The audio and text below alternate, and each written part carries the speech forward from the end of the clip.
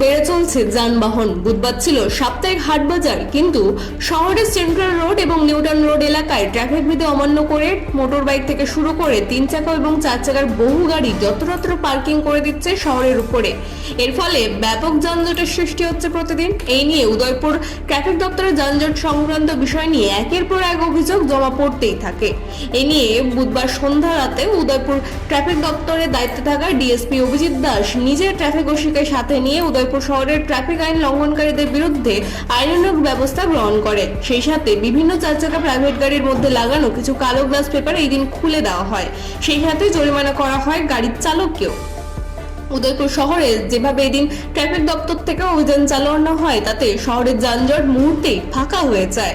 প্রতিদিন এইভাবেই ট্রাফিক অভিযান জারি থাকবে শহরের বুকে, জানিয়েছেন traffic DSP Abhijit Das. Regular অভিযান থাকে, তো আজকে স্পেশাল অভিযান হিসেবে সেন্ট্রাল রোড এবং নিউ টাউন রোডে আমরা বেরিয়েছি। এখানে বিভিন্ন illegal parking plus one way violation যেটা হচ্ছে সেটা রেজিস্ট্রি মূলত। এখন পর্যন্ত কি কাউকে আটক করা হয়েছে যারা ট্রাফিক ভেহিকেল? তাদেরকে ফাইন করা বা প্রসিকিউশন রিপোর্ট সাবমিট করার প্রসেস চলছে।